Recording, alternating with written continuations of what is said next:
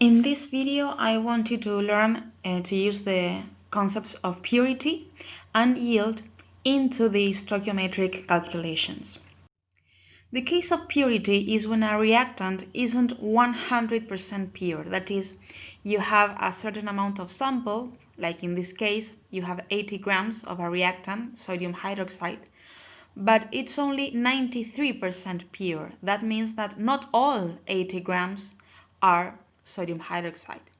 And you are asked to calculate how much sodium chloride is formed in the way of moles, how many moles of this salt. So you establish first which one is the data and the unknown, and we establish the stoichiometric relation between these two substances in the same units that we have in the data and unknown. It's not wrong if here, instead of writing 40 grams, you write 1 mole of sodium hydroxide. It's true that 40 grams is equal to 1 mole. But since the data is in grams units, it's best to use directly the grams. So you save yourself a lot of time than converting moles into grams and vice versa. So now first we have to calculate how much of these 80 grams is actually sodium hydroxide. All we have to do is calculate what is the 93% of 80. And now we calculate the product just like we used to do in case 1. We make a relation between the unknown and the data using the numbers up here, all right, in this stoichiometric relation. So the ratio is 1 to 40, and if we multiply by the actual amount of sodium hydroxide, we get the real product. A quick way to do both calculations here is to do directly the second calculation, but when you have to put the mass of sodium hydroxide, you write the amount of sample, the total amount, the impure sample, multiplied by the percentage. In this case, it was 93%, so I multiplied it by 0.93. And you can do in only one step the whole calculation. What if the purity is unknown? So in this case, the purity of the sample is not known. You are asked to calculate how much of this sample is actually pure. So look at the data you have is only how much product you got, but you don't know how much of these 20 grams of mineral is actually iron oxide. So let's make now a calculation from what mass of reactant the given product comes from. So we make a relation between the data and the unknown. I want to calculate mass of iron oxide. So this mass, 159, is going to be up here, and on the bottom, the mass of iron. If I multiply it by the mass of iron I actually got, I will get the mass of reactant that these 11.5 grams of iron came from. And now, this is the pure reactant. So how much is 16.6 in 20 grams? What percentage does this number represent inside 20?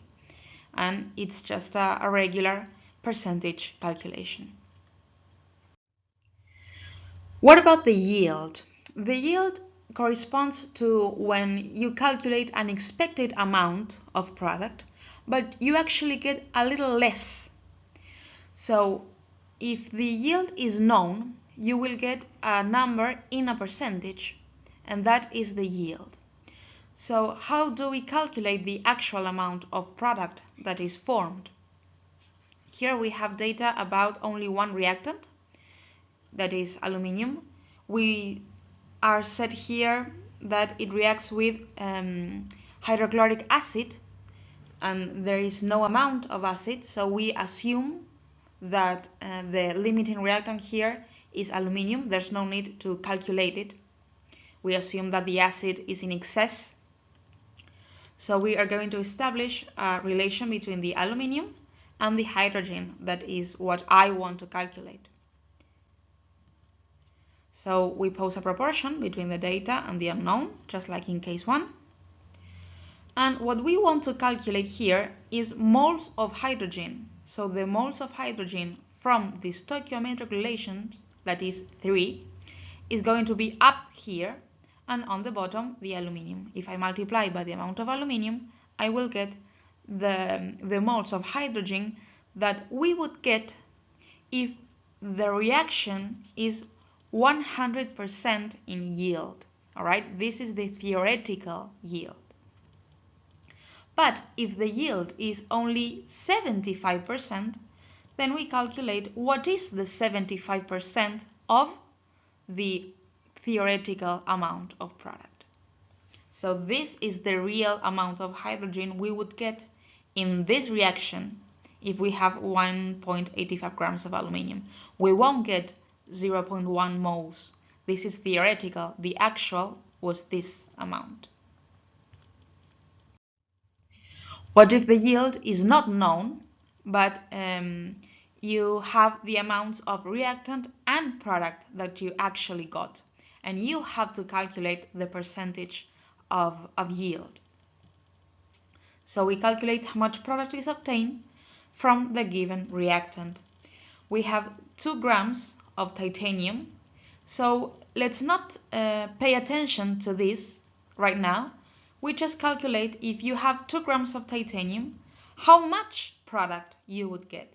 We make a relation between titanium and the product. So theoretically, I would get 7.9 grams of product if the yield was 100%. But if they tell me that the actual yield was 7.7, what is the percentage that 7.7 represents inside 7.9? That is the percentage calculation. Let's make this problem that contains the limiting reactants calculation, purity, and yield. It says 44.2 grams of bronze, that is a 77% copper alloy, reacts with 2 moles of nitric acid. How many liters of this gas are formed in standard conditions if the yield is 90%? And suppose that this is the only reaction that happens. So first, let's take a look at which are our data and our unknown. We have data about copper and the nitric acid. And what we want to calculate is liters of this gas.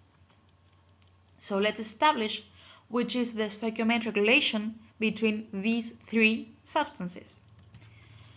Copper will be in grams, so we put 3 times the molar mass of copper because there's a 3 in here. Then acid, the amount of acid is given in moles, so take a look at the stoichiometric coefficient. It's 8, so it's 8 moles of acid. And the amount of gas produced is asked in liters.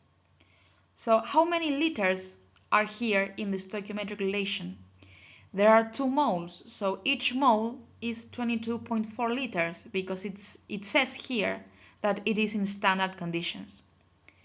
So now that we have the stoichiometric relation, we can calculate the limiting reactant. We have to calculate it because we don't know which of these 2 is the one that we have to use to calculate the product.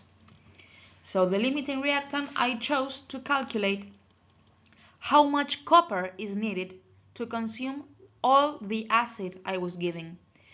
The relation between copper and acid is all this mass and 8 moles. So I established that relation.